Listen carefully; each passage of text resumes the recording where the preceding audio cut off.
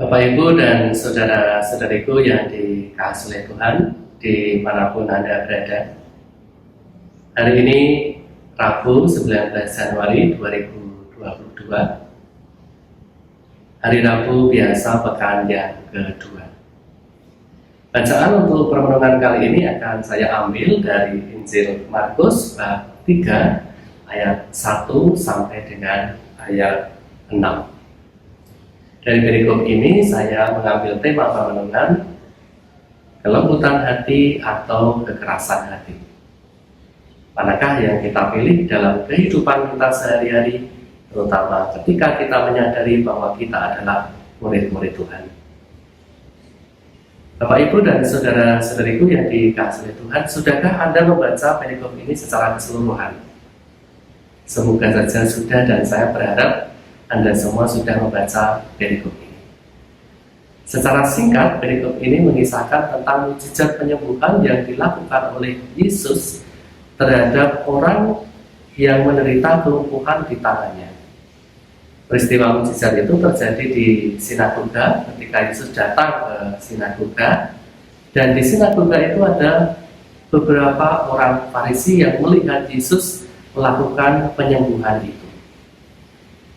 Alih-alih bahwa mereka itu akhirnya bergembira karena bisa melihat mukjizat semacam itu, atau alih-alih bahwa mereka itu akan memuji Tuhan atau bersyukur kepada Tuhan karena peristiwa itu, justru mereka mengambil sikap yang berbeda.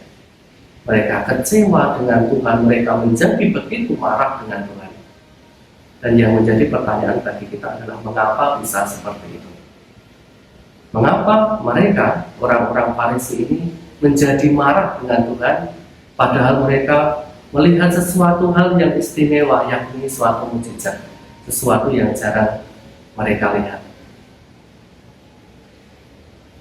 Kita tahu bahwa peristiwa itu terjadi pada hari Sabat, dan orang-orang Farisi ini sangat menghargai hari Sabat. Mereka sangat menghormati hari Sabat dan menjaga ketat tradisi itu bagi kehidupan mereka. Dan ada aturan dalam hari Sabat bahwa seseorang tidak diperkenankan untuk melakukan satu aktivitas yang benar. Maka ketika mereka melihat bahwa Yesus datang ke sinagoga dan melakukan satu aktivitas, soal berat ringannya itu masih bisa diperdebatkan memang. Tetapi bagi mereka, apa yang dilakukan oleh Yesus itu adalah sesuatu yang sama. Apa yang dilakukan oleh Yesus pada waktu itu adalah sesuatu yang melanggar tradisi hari Sabat. Itu bagi pemikiran orang-orang Farisi yang hadir di sinagoga pada waktu itu. Ada satu perbedaan yang sangat mencolok, perbedaan sikap, perbedaan hati yang sangat mencolok antara Yesus dan orang-orang Farisi terhadap orang yang sedang sakit tangannya. Yesus dengan penuh belas kasih memberikan mukjizat penyembuhan, memberikan kepedulian kepada orang yang sakit. Artinya bahwa Yesus menjadi pribadi yang tidak hanya mementingkan dirinya sendiri, tetapi bisa melihat apa yang menjadi kebutuhan, apa yang menjadi keperluan, apa yang menjadi kesulitan orang-orang di sekitarnya. Sementara orang-orang Farisi demi alasan menjaga tradisi, dia tidak peduli dengan keadaan orang di sekitar mereka. Maka kita bisa mengatakan orang-orang Farisi itu sebetulnya adalah orang-orang yang hanya mementingkan kepentingan mereka sendiri. Melihat sikap orang Farisi yang demikian, Yesus selalu mempertanyakan apa yang sebetulnya mereka perjuangkan selama ini. Mana yang diperbolehkan pada hari Sabat, melakukan yang baik atau melakukan yang buruk.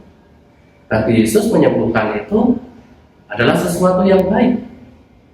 Bagi Yesus, peduli pada orang lain ini adalah satu kebaikan. Padahal orang-orang Farisi sebetulnya menginginkan bahwa dengan mereka menjalankan tradisi keagamaan, salah satunya adalah hari Sabat secara ketat itu, supaya mereka bisa meraih yang namanya jalan kekudusan yang akan menyelamatkan mereka. Maka sebetulnya Yesus ingin orang-orang Farisi berpikir kembali terhadap penghayatan yang mereka jalani selama ini. Yang paling penting, yang paling krusial, apa yang menjadi hakikat untuk hari Sabat, yakni kedekatan kepada Allah. Dan kedekatan kepada Allah itu diwujudkan dengan kedekatan kepada sesama. Meraih jalan kekudusan dalam hal ini adalah dengan membangun kepedulian kepada sesama. Tidak hanya mementingkan diri sendiri. Dengan kata lain, sebetulnya Yesus mau mengatakan bahwa ketika ada orang yang tidak peduli kepada orang-orang di sekitarnya, itu adalah suatu kejahatan. Itu bukan suatu kebaikan. Maka ini menjadi poin pokok renungan kita pada hari ini, bahwa membangun kepedulian itu adalah sebuah kebaikan. Dan ketidakpedulian terhadap orang-orang di sekitar kita di mata Tuhan adalah kejahatan. Mari kita memiliki hati yang lembut seperti Tuhan, hati yang peduli, hati yang bisa melihat kesulitan orang lain, hati yang bisa mengesampingkan keinginan mementingkan diri sendiri. Tidak seperti orang Farisi yang hanya mementingkan diri sendiri dan mereka berhati keras sehingga mereka tidak peduli pada orang-orang di sekitar mereka.